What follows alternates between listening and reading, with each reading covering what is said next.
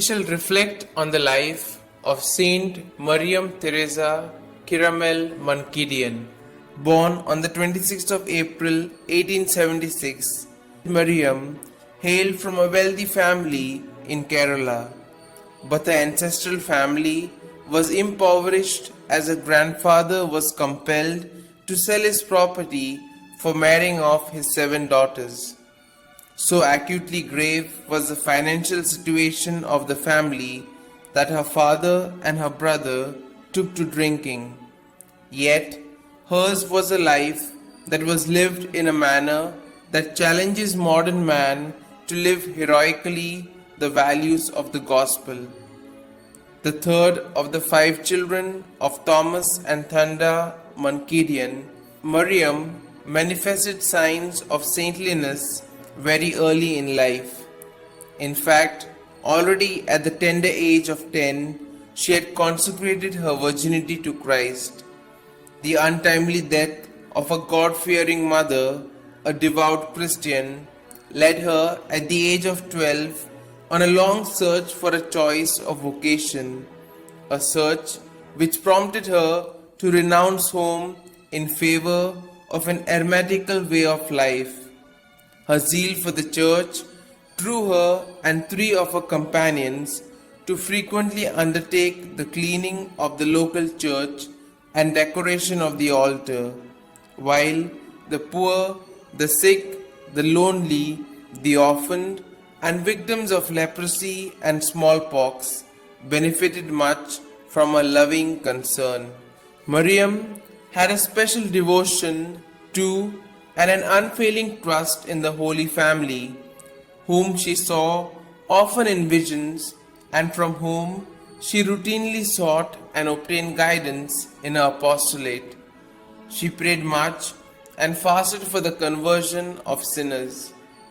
Besides being blessed with the gifts of prophecy and healing, an aura of light and sweet odor, Mariam also had the mystical gift of the stigmata, which she carefully kept hidden from public view.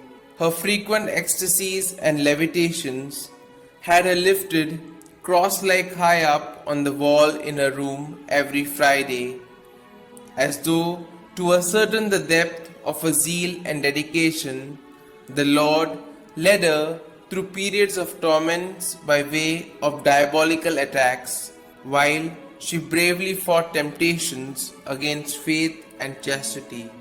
When in the year 1903, Mariam approached the ordinary of the diocese, Mar John Menacheri, for permission to build a house of prayer and solitude. His Grace, wanting to test her vocation, advised her instead to consider joining either the Franciscan Clarice or the Carmelites at Olur, neither of which she felt drawn to. It was eventually in the year 1913 that the good bishop acceded to her request. Her dream of having a prayer house finally taking shape, Mariam was able to lead the life she had always aspired to, a life of prayer, penance and austerity, which, shared by her 3 companions, found expressions in the acts of compassion and charity, cutting across all boundaries, acts which the bishop discerned as beneficial to the human family. The 14th of May 1914 marked the formal canonical erection of the Congregation of the Holy Family. Significantly, at her perpetual profession, Sister Mariam was appointed the first superior of the new congregation by the bishop. Having sustained a serious leg injury that refused to heal on account of severe diabetes, Mother Mariam went to eternal reward on the 8th of June 1926, leaving behind 3 convents, 2 schools, 2 hostels, an orphanage, and a band of 55 dedicated sisters to care on her apostolate of love and mercy. Incidentally, the congregation today has about 1,584 professed nuns serving in Germany, Italy, and Ghana, besides Kerala and North India.